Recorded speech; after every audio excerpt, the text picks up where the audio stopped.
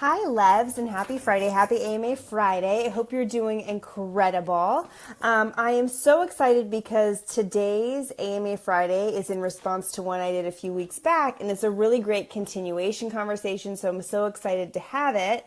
This amazing stylist is kind of asking about finding her tribe and what to do when you are very well aware of the fact that you're the outcast in your salon and you just don't fit in, and whether it's worth it to change salons, and if you're going to change salons, how to make the transition, and what if there isn't another salon in your area that really offers what your salon does but you're still not happy. So we're going to cover all those things today. Hi Sherry, hey Rachel, happy Friday ladies. So I'm so excited. So I'm going to introduce myself and then we're just going to jump right in. My name is Britt, and I'm a social media and marketing strategist. Hey, Angela, just for hairstylists. My goal is to make your life as a stylist a little bit easier. Hi, Tasha. A little bit more organized, help you to spend your time and money in the right places, quit wasting it in the wrong places. Hey, Jessica, so you can grow your clientele the quicker, faster, easier way using today's technology. It's never been easier to grow a clientele. We just have to understand the tools at hand to do so, and I'm here to share some of those things with you today. As always, if you like what we're talking about, you can hit the love button or the like button. Give me the thumbs up so I know I'm on the right track. Hey, Anna, I feel like it's been forever. Happy Friday. And as always, my favorite part is when we keep the conversation going. So the more feedback you can give, if you can share stories about your experience, that's great. Jennifer, so good to see you. Sean, I'm glad you're here. Paige, so glad to have you. I like to chat with you guys. It's my most favorite part if you haven't picked that up already. So let's keep the conversation going. Haley, you're brilliant. You're my winner of the week. I'm so glad to have you here. Krista, I miss you. So good to see you here. Angie, I'm truly blessed to have twice a day with you too. The feeling is mutual. So glad to have you. So, oh my gosh, so good to see you, Jennifer. I'm so good. If also there's any other stylists you think would enjoy this as well, you can hit the share button and share this with any other stylists you think who might enjoy. So as always, AMA Friday, what I do is I answer emails from you guys. And I'm actually going to do AMAs several times a week because I am booked out for AMA Friday into June at this point, and that's ridiculous. So I'm going to start hitting some AMAs a little bit more often. But you can direct message me here through Facebook anytime. I'll add you to the AMA Friday lineup. Hey Cheryl, hey Robin, good to see you. And I'll answer your questions live totally anonymously. So if you have some hot topic that you want to make sure that I cover, direct message me and I'll be sure to get to it. So this beautiful stylist is saying, I'm messaging you because I've been working at a salon for a year now and I just feel like my boss doesn't like me. Okay, so a few weeks back, you can go back and find it. It was maybe 3 or 4 weeks ago. I did a live where I talked about a guy who was saying he's worked at several salons and he always ends up fired and they always say it's a personality conflict and how is this possible? And what we determined was the common denominator was him. There was something, when you go to multiple salons and you're fired multiple times, no matter how talented you are, there's some kind of X factor, like clearly the thing in common in all those situations is him. And so we talked about shifting his personality. Now this situation's very different, so I'm going to read on, but this was in response to that video, if you remember that one. Jamie, so good to see you. Sandy, good to have you here. I've been working at a salon for a year and I feel like my boss doesn't like me. I'm a younger, newer stylist, and I'm wondering if maybe it's because I'm too eager. Now, I know this sounds crazy, but I can only speak from my experience as a salon director, as a coach through multiple salons all throughout the country, and my experience in hiring people. There are absolutely people I have hired that I just don't like. And it has nothing to do with how they do hair. It has nothing to do with how they grow their business. We're just humans, and sometimes you don't like people. So that could be a part of it. But the reality in our industry is if you do come in really eager, sometimes it does ice you out. Because somebody who comes in eager or innovative or willing to think outside the box is intimidating, very intimidating, particularly to leadership, because no leader wants to feel like they have somebody on their team who's smarter than them or can one-up them. It's just not a good feeling. However, a smart leader realizes that if they have people on their team who are smarter than them, they can totally leverage that to grow their company. That's how you grow. A company doesn't grow with one smart leader at the top. A company grows with a beautiful pyramid of brilliant, smart, creative people below. That's actually how a successful company runs. But if you come in hot, meaning you come in with a chip on your shoulder like a know-it-all, you will absolutely be fired because no leader is interested in that. However, if you come in with a wealth of knowledge and you're just eager in a really positive way to learn, that can be wonderful. So there is a difference between coming in hot and coming in strong and determined, two totally different things. So I don't know how she came in, but she's admittedly very eager. She says, my leader just seems moody with me all the time and gives off negative vibes towards me, but then praises the other stylist and the apprentice. Krista says, I got called down once for cleaning too much. I had been there a week and everyone was worried they would be made to clean too. So you were like a cleaning threat, which is so crazy, Krista, but Krista was overperforming and making all of the other employees nervous, like, oh man, if she's going to clean like this, she's going to set the new gold standard and this is going to be a problem. So we have to rein her in, which is so crazy, but it is particularly in our industry, the world that we live in, because we're living in a time where the new and up and coming stylists are a threat. For so many years, being successful as a stylist was all about how many years you had in the industry. Clients wanted to see someone with years of experience under their belt. Those days have died. And now clients want to see stylists who are going to offer an incredible experience, are savvy at marketing themselves. Being talented is almost secondary or tertiary to all these other things that clients are looking for now. And follow my videos. We'll talk about all the things that clients are looking for now. But experience isn't so high on the list. So when these new talented stylists come in, and they do, hi Amy, come in strong, it is a huge threat and we get nervous. Okay, so she says, part of me wants to leave and find my tribe, but part of me doesn't at the same time because I built up a year of my clientele at my salon and I get paid commission or hourly. I know that no other salon in my area would really offer that.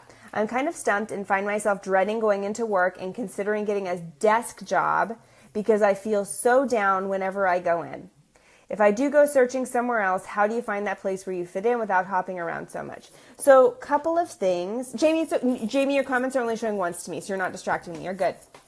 Couple things stood out to me. There have definitely been times when I have had people on my team who I don't like, and I'm going to guess that they knew it, to be totally honest. So if anybody on my team is watching, I love you guys. It's probably not you. But there are teams that I have...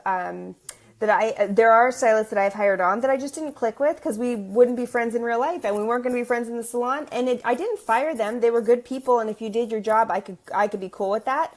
But they always ended up leaving. And it is a problem when somebody at the top doesn't get along with you. It does become a problem. Molly says, I'm currently the outcast. I'm passionate. I went back to school to get my instructor license. The guy who I rent from called me a know-it-all and told me to stop acting better than everyone else. Molly, I totally feel for you on that. New and upcoming talented stylists are seen as a threat, and what you are feeling and experiencing, you are not alone in that. Has anybody else, you can just share some love, felt what Molly is expressing in that she's being labeled the know-it-all and acting better than anybody else because she is hungry and driven and motivated and wants to do well for herself? Those people are labeled as being a bad thing, and it's not a bad thing. I do think, though, if I can add, shed a little bit of light onto the situation, I think that you can be successful and not be a show-off. And I'm not, Angie's raising her hand. I know Angie's mega successful, and I know she's probably felt that way too. There is a difference, and Angie is this way. And what was your name? I don't want to forget your name now. Molly, I don't know if you're this way or not. Angie is very humble. Jamie, also very humble. So very successful women who are very humble, and it really suits them well. If you come in and you're like, I learned something new, and you're trying to show off, it does rub people in the wrong way, and you will ice yourself out. However, if you can quietly kind of pave your path to success, it seems to be the more successful way to do it. Don't try and teach anybody or spread your gospel or spread your word or show off. Haley's raising her hand too, and Haley's also brilliant and humble. Instead, be a silent success. That was definitely my secret to success. Be a silent success, and those who want to learn from you will come and approach you and find you that way. Kristen says, confident, not cocky. Kristen, another confident, humble success. I love that. So let them come to you and ask for what they want instead of trying to preach, because they will never listen when you do it that way. Be your own success story and don't worry about what anybody else thinks, but you got to kind of check your ego at the door too. Chanel says, me at my first salon 10 years ago. Awesome. If they want to learn from you, they'll ask you for help. Amen. I totally agree. Okay, I want to shift to where she says she's feeling like if she stays there, she's going to want to run and get a desk job. That breaks my heart. So when you get to that point where you're like, maybe I'm just not cut out for this, you have to go, because that's not going to get any better. This is a situation that to me is beyond repair. You've been there for a year. She's already icing you out. It would be a very difficult relationship to try to rekindle. Jamie just went through this. Jamie left in best decision she ever made, right? So what I would suggest instead is finding your other salon, finding your new salon home.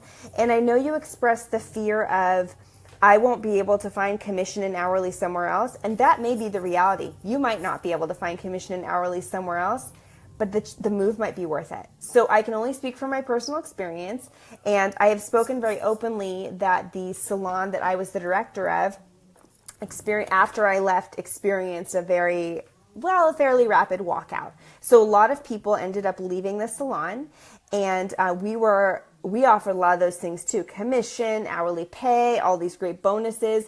And for those people to leave, it felt scary. All those people left and are kicking ass as booth renters. They're doing amazing. And it was scary for them to go outside of their comfort zone, really scary, because they were in this very safe little nest and their world got rocked, and it was scary for them.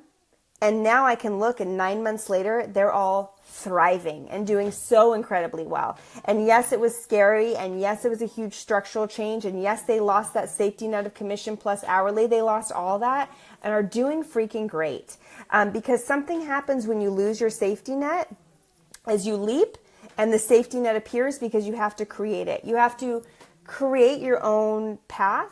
And Sarah says, best thing I did and ended up making more money. Sarah, and that's what I'm seeing in all of these other stylists too. They ended up making more money because something happens when you leave the safety net and you're all you got. You work your ass off and you make it happen. And you do things that you didn't feel comfortable doing before. And you don't care about how other people judge you, because all you can do at the end of the day in this industry is do right by yourself. And I try and preach this really openly as often as I can. There will always be the negative stylist chirping in your ear about how stupid you are for marketing yourself, how you're too wrapped up in your work. I can't believe you're doing another price increase. I can't believe you're not working nights. I can't believe you are working nights. I can't believe you're working Sundays. Why are you making welcome packets? Why are you running a rewards program? This is so stupid. Why are you doing all this?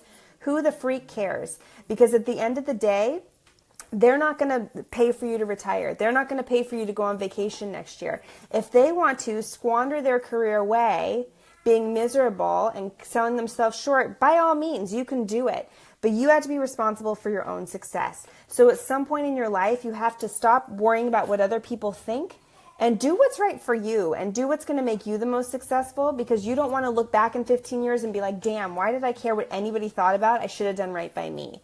So I want to empower you to do that. And when you do leave this salon that's holding you down and making you unhappy and is isolating you, and you find your own place, you are going to have so much hustle, so much drive. And when you're surrounded by a tribe of people who love you, it's going to be really easy. It's funny how building is so much easier when you're surrounded by happy people who love you. It's just not so stressful and hard. So yes, and the cool thing is you've built a great clientele in this terrible space where you're miserable. And if you can build in a miserable space, oh my gosh, building in a space that makes you happy is going to be like a cinch. It's going to be the easiest thing you ever did. Jamie's in this boat. She says, hold on, Jamie, I want to get your comment. It's amazing how I've seen my whole life change for the better since making the leap. Always put yourself first. It pays off in the end. If you take one piece of advice away, take that from my girl, Jamie, because she just lived through this, and I get chills talking about you, Jamie, because her entire world over the last 6 months has just gotten so much brighter and so incredible. And it's all because she left the safety net, did something right for herself, and her life is just so thriving because of it.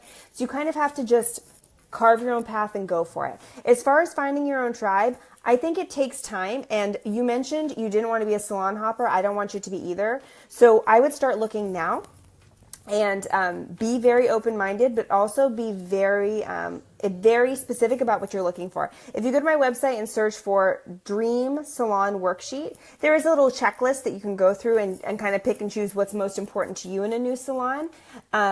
So think about if you want that salon to be branded a certain way, if you want them to use certain product lines, if you want to be able to, if you're going to be a booth renter, do you want to be able to bring in your own retail line? What kind of commission structure do you want if it's a commission salon? Really, really important just to have a good sense of what you want before you go salon searching. Because if you just go salon searching and like, I don't know, we'll see what comes up, you'll be overwhelmed. It's like going house hunting when you don't have a sense of what you're looking for. You need to have a good sense of what's important to you and your values before you start searching. And then start searching and be really picky.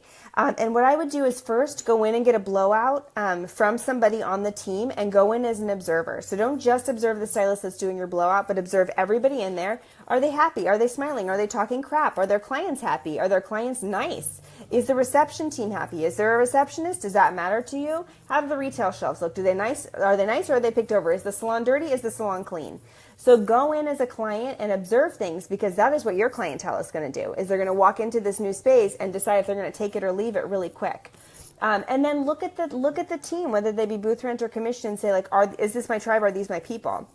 Because sometimes you look at a website or you'll look at a salon's Yelp page or their brand reputation. You're like, oh yeah, this is where I want to be. And then you get in there and you're like, oh no, this is not where I want to be. This was my, I've shared with you guys before, I'll keep this brief, but when I was looking for salons, I had my epitome dream salon that I was like, it's in an amazing location. I won't say what it is because everyone will figure it out. An amazing location, truly a dream, with an incredible brand behind it, amazing training program. And I was like, oh my gosh, I have to work here after school. So I applied there, and I applied at the salon I actually ended up at. And I went into my dream salon that was sitting on this pedestal, and I interviewed there, and it felt like a nightmare. I hated it. I didn't click with the person I interviewed with. The salon, the girls there, I didn't feel comfortable with, and they gave me a job offer, and it was the easiest thing I ever turned down, because it was so not my tribe, so not my people, and I know I would have gotten flushed out there because it was just not me. And then I went to my other salon, and it was instantly like home. And I share that because I've experienced being at the dream salon that ended up being a nightmare, and going to the salon that I had no idea would be like my perfect home, that I was at for 9 years so happily. So it does exist, and sometimes it's not exactly what you expect it to be, but put yourself out there, be open-minded, and find your tribe and people. Okay.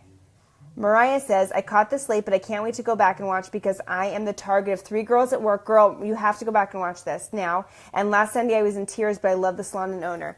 Do you know what? I want to let you know you're so not alone in that. You're so not alone. It's way too common, and I'm so sorry to hear that. And it is difficult. So you might be the girl who came in strong and they're intimidated by you, and jealousy fuels a lot of that mean girl stuff for sure. But go back and watch this entire thing, because this is totally for you. And I just want to let you know you're not alone, and we're totally here to support you. And there is a bright light, and there is a way out. Okay, so much love to you guys. Happy Friday. I will be back for some more woo-woo Sunday goodness, and back next week with some more hairstylist business building tips. So much love. Happy weekend. See you guys later. Bye.